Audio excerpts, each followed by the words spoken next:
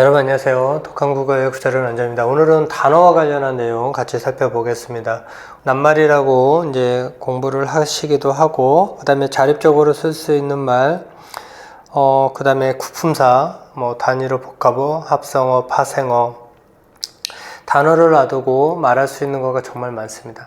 단어라는 거가 어떻게 보면은 쉽다라고 볼 수도 있지만, 어떻게 보면은 가장 어려운 것 중에 하나가 단어인 것 같아요. 근데 이제 공부하다 보면은 단어라는 거를 기본적으로 유닛을 잡고 그 다음에 생각을 해야 되는데, 사실은 단어를 이해하는 거가 어떻게 보면은 공부의 종착점일 수도 있습니다. 그래서 이 헛단의 말씀어, 소리죠. 어떻게 보면은 하나의 소리, 짧은 소리, 이렇게 이해를 하고 계실 겁니다. 근데 단어가 짧다라고 말씀을 드릴 수 없는 경우가 정말 많습니다. 어떤 경우는 단어가 책 한 권이 될 수도 있고 어마어마한 설명의 단위가 될 수도 있기 때문입니다. 그러니까 단어라는 포인트를 단순하게 이제 문법적 관점에서만 보는 거가 아니라 단어가 생각보다 어렵다라는 거를 여러분들이 느끼실 수 있으면 좋습니다. 특히 저 같은 경우는 단어가 구가 될 수도 있고 문장이 될 수도 있고 그 다음에 책이 될 수도 있더라고요. 글이 될 수도 있고 대표적으로 단어라는 말씀을 이제부터 드릴 텐데, 저는 거진 책 단위 수준의 말씀을 드릴 수밖에 없습니다. 짧고 쉽게 접근할 수 있는, 쉽다라고 생각을 하시면 안 됩니다. 단어가 제일 어렵고요. 어렵다라는 논리를 잡아낼 수가 있다라는 거죠. 단어가 세상에서 제일 어렵다, 이렇게 생각을 하시면은 맞습니다. 왜냐면 이제 품사 파트를 통해 가지고 단어의 종류, 단어의 성질, 단어의 형성법, 단어의 구성법, 그리고 수많은 단어들, 모르는 단어가 더 많고, 그런데 사실은 그 단어는 형태는 단어지만 짧아 보이는 2개 또는 3개, 5개, 사자성어, 이런 것처럼 4글자, 5글자, 10글자 넘어가는 단어는, 잘 없죠, 우리가. 근데 이제 한국에서 가장 많은 단어의 숫자는 2개입니다. 2음절.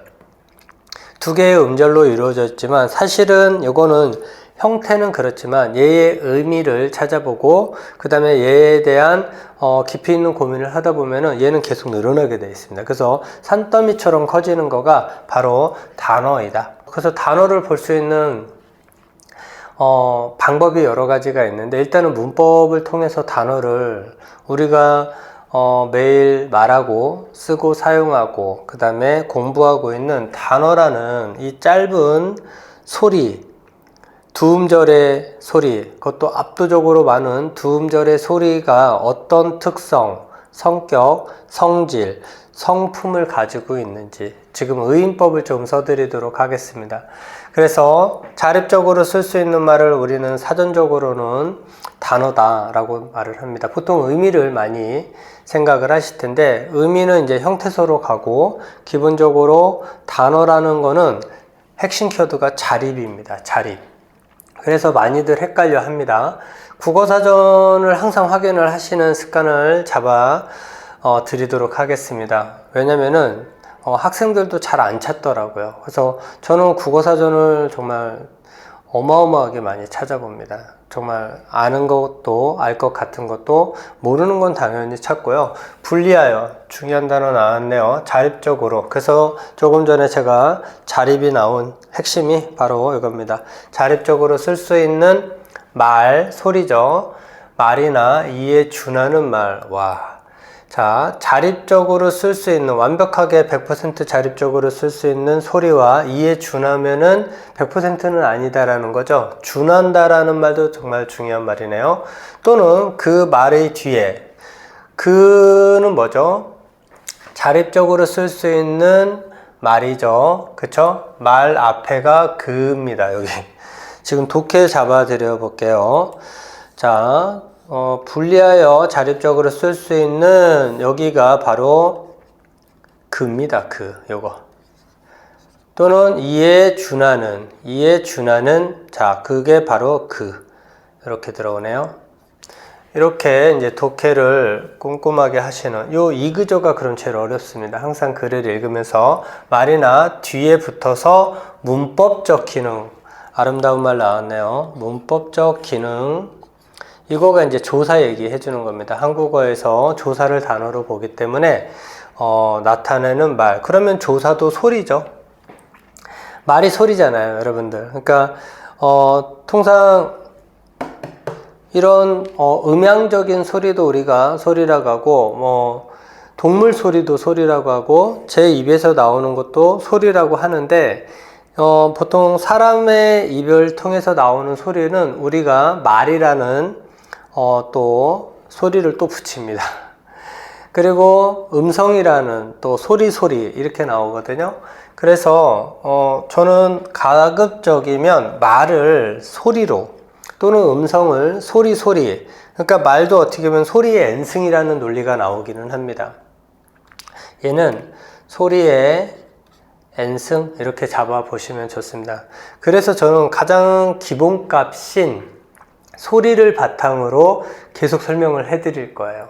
모든 건 소리고, 소리가 어떻게 조합을 이루느냐에 따라서 의미가 달라지기도 하고, 사실 의미라는 거는 없더라고요. 제가 공부를 하고, 그래서 저는 의미를 이렇게 정의합니다. 가장 쉬운 소리. 왜? 우리가 의미를 알아. 의미를 공부한다는 거는 단어라는 나름의 쉬운 것 같지만 어려운 소리를 계속 풀어나가면서 더 쉽게 말로 바꾸는 겁니다. 그게 바로 같은 겁니다. 등가 나옵니다. 이 소리와 이 소리가 지금 등가가 나옵니다. 보통 이것을 뜻이라고 하는데, 얘가 뜻이 될 수가 없는 거가, 의미가 될 수 없는 거가 기능이라는 단어를 다시 또 우리는 사전을 찾아봐야 됩니다. 얘의 의미를 알려고 하면은, 그러면은 기능을 좀 더 쉬운 소리로 또 바꿔야 되는 논리가 또 나옵니다.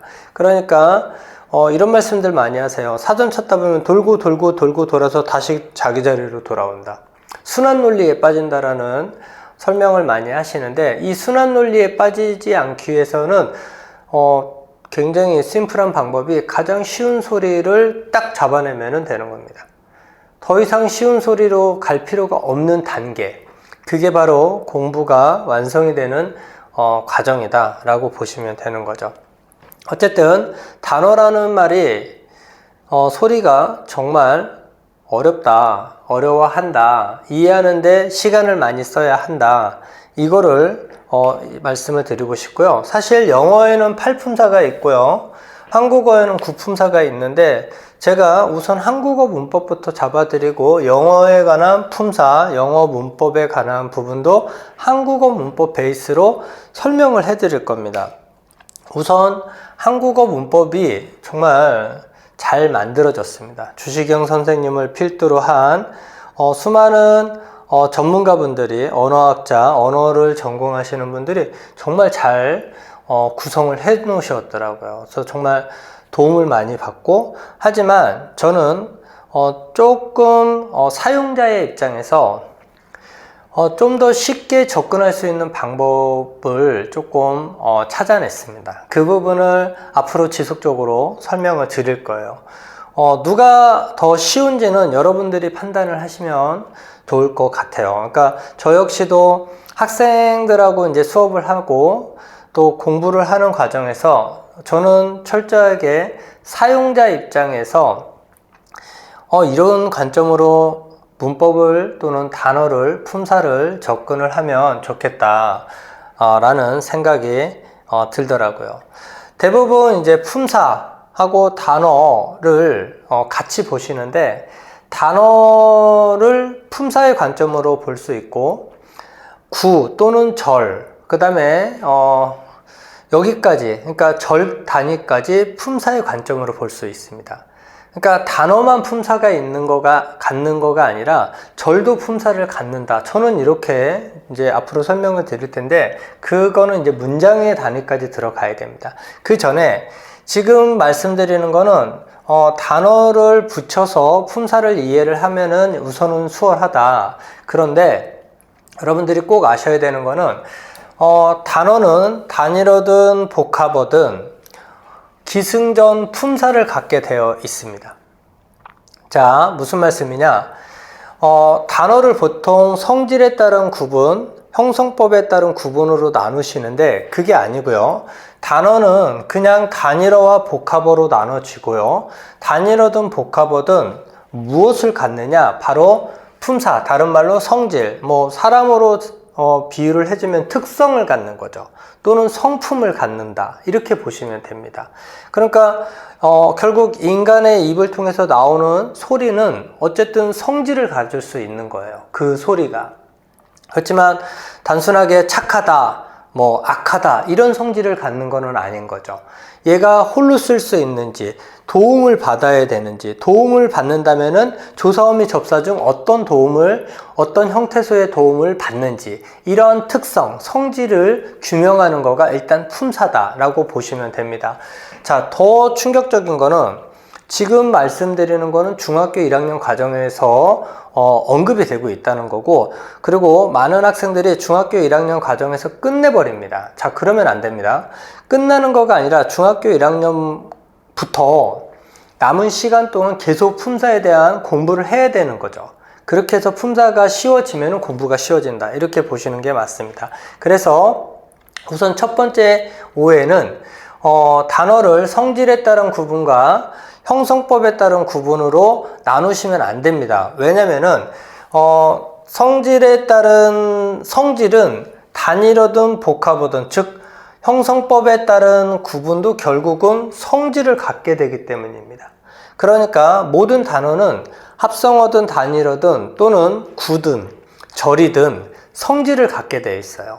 얘가 문장으로 넘어갔을 때 주어가 될 수 있는지, 서술어가 될 수 있는지, 관형어가 될 수 있는지, 부사어가 될 수 있는지, 이런 성질, 역할을 보통 갖는다라고 말씀을 하시는데, 그거는 품사에서 결정되는 거가 아닙니다. 모든 품사는 모든 문장 성분을 가질 수 있습니다. 정확하게는 모든 문장 성분이 될 수가 있습니다. 왜냐면은 바로 조사어미 접사를 통해서 구현할 수 있는 겁니다. 그러니까 어떻게 보면은 단어, 구, 절, 이 소리의 단위, 유닛은 어떻게 보면은 품사를 갖는과 동시에 그 품사를 바탕으로 다시 문법적 장치인 조사어미 접사를 예 도움을 받아서 얘네들이 옆에 붙어서 바로 모든 문장 성분이 될 수 있다. 이렇게 이해가 되게 되실 겁니다. 그래서 지금 제가 설명드리는 거가 아마 조금 저의 설명이 조금 부족할 수도 있고 여러분들이 기존에 알고 있는 거와 약간 트러블이 조금 나실 겁니다. 그래서 이 부분을 어느 정도 시간이 지나서 제가 설명드리는 거가 이제 조금 더 쉽게 전달이 되었을 때는 이게 품사구나 라는 거를 이해하실 수 있습니다. 그래서 품사는 어떻게 보면 제가 아까 말씀드렸던 단어하고 100% 일치하는 거가 아니라 단어보다 스펙트럼이 넓은 거가 품사 개념입니다. 그러니까 이 품사라는 말이 너무 멋지더라고요. 쉽게 말씀드리면 품사는 소리의 성질입니다. 근데 우리가 소리를 단어만 내는 것이 아니고 구도 소리고 절도 소리고 그 다음에 문장 전체가 또 소리가 될 수 있어요. 근데 하나의 문장이 쉽게 말하면 명사가 될 수도 있고 하나의 문장이 서술어가 될 수도 있습니다. 그리고 하나의 문장이 부사어도 될 수 있고 목적어도 될 수 있습니다.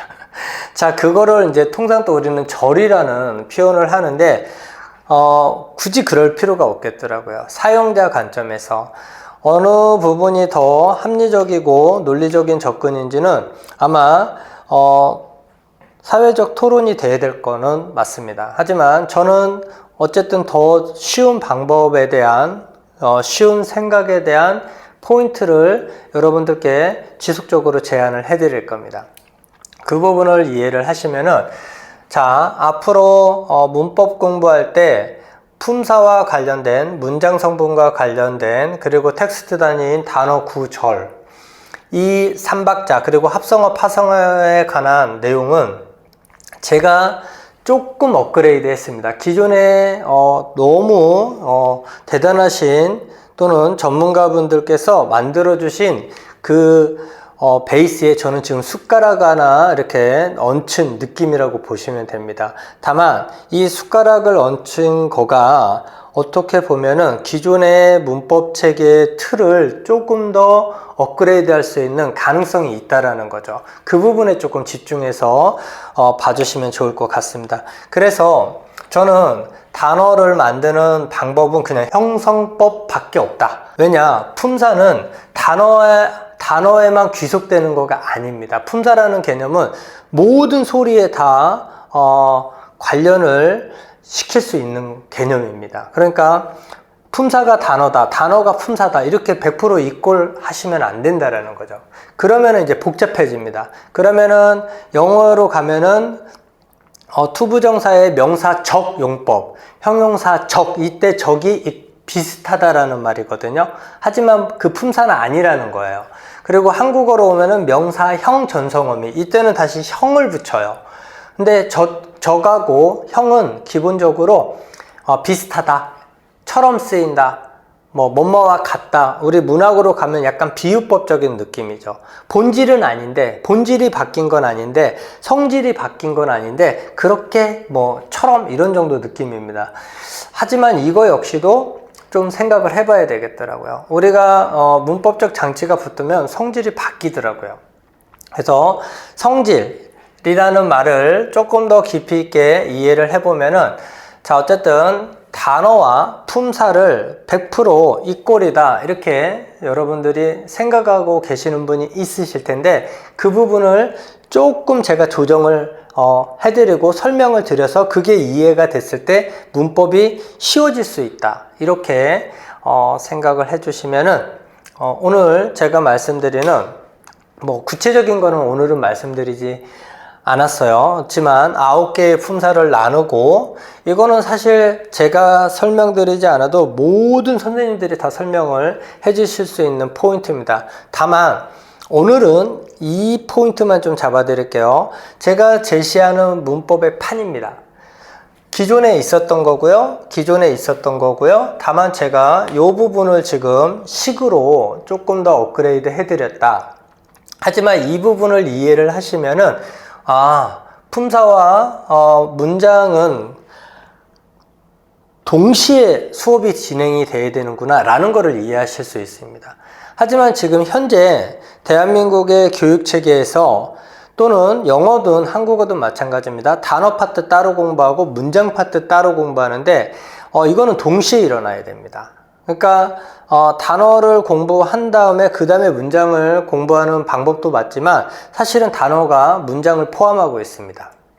다른 말로 정확하게는 품사 공부가 문장을 포함하고 있는 거죠. 그러니까 단어, 구절 이거는 이제 정량적으로 늘어가는 거고, 품사와 문장 성분이라는 개념은 정량적인 단위가 아니라 정성적인 단위로 구분이 돼야 된다는 겁니다. 제시해 드리는 포인트는 요게 늘어났고, 마치 우리가 수학 또는 산수 하듯이 논리를 짤 수 있다라고 말씀을 드리고 싶고요. 그 다음에 단어의 형성법이 성질에 따른, 단어를 성질에 따라 구분할 수도 있고 형성법에 따라 구분할 수도 있는데, 어쨌든 기승전 단일어든 복합어든 복합어는 다시 성질을 가질 수밖에 없습니다. 품사를. 그러니까 성질에 따른 구분과 복합어, 즉 형성법에 따른 구분을 한다라는 말이 지금 트러블이 나는 거죠. 왜냐면 단일어냐 복합어냐 이걸로 끝내고, 단일어든 복합어든 품사를 갖는다 이 말하고, 단어를 구분할 때, 이해할 때 형성법에 따른 이해와 그 다음에 품사, 성질에 따른 이해라는 말은 논리적으로 성립할 수가 없게 돼버리는 거죠. 왜? 기승전 품사를 갖기 때문입니다. 심지어 문장응 단위, 절 단위로 가서도 그 절 안에서 그 절이 품사를 갖는 것처럼 우리는 이야기를 하는데, 저는 품사를 갖는다 이렇게 지금 설명을 해드리는 겁니다.